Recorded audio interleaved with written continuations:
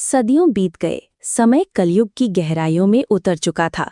धरती पर हर ओर अन्याय, लोभ, छल, हिंसा का बोलबाला था। सत्य, दया और धर्म जैसे शब्द लोग भूल चुके थे।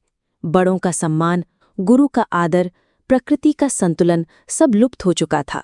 गांव हो या नगर, हर जगह भय, अविश्वास और अधर्म का साम्राज्य था। देवता भी व्याकुल थे। पृथ्वी माता बार बार विष्णु भगवान से विनती करने लगी, प्रभु, मेरे संतानों पर अत्याचार हो रहा है, धर्म लुप्त हो चुका है, अब कोई उपाय कीजिए। भगवान विष्णु मुस्कुराए और बोले, समय आ चुका है, मैं अपने दशम अवतार के रूप में उतरूंगा। कलयुग के अंतिम चरण में शंभल नामक गांव में एक तेजस्वी ब्राह्मण विष्णु यश और उनकी पत्नी सुमति के घर एक दिव्य शिशु का जन्म हुआ। जन्म के समय ही आकाश में प्रकाश फैल गया, मानो तारों ने घोषणा कर दी हो कि धर्म की पुनर्स्थापना का समय आ गया है। बालक का नाम रखा गया कल्कि। बचपन से ही उनमें असाधारण साहस, करुणा और न्याय की भावना थी। वे साधना, शस्त्र विद्या और वेद ज्ञान में पारंगत हो गए।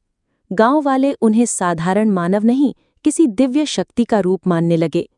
जब अधर्म अपनी चरम सीमा पर पहुंचा, भगवान शिव ने उन्हें नंदक नाम की अमोघ तलवार और इंद्र ने श्वेत अश्व यानी देवदत्त प्रदान किया। कल्कि ने वचन लिया, जहां अन्याय होगा मैं वहां धर्म का दीपक जलाऊंगा। कल्कि श्वेत घोड़े पर सवार होकर रणभूमि की ओर बढ़े। दुष्ट राजा, पाखंडी, लुटेरे, निर्दयी सेनाएं सब उनके तेज से कांप उठी। नंदक तलवार से अधर्म के किले ढहने लगे। जिनके हृदय में पाप था, वे स्वयं भय से विनष्ट हो गए। जैसे ही धरती अधर्म से मुक्त हुई, आकाश से पुष्प वर्षा होने लगी। कल्कि ने घोषणा की, अब सत्य, करुणा और धर्म की ज्योति फिर से जलेगी। यही सतयुग का आरंभ है। धरती पर शांति, प्रेम और न्याय का वातावरण फैल गया। नदियां निर्मल, वन हरित, मनुष्य विनम्र और सहयोगी हो गए।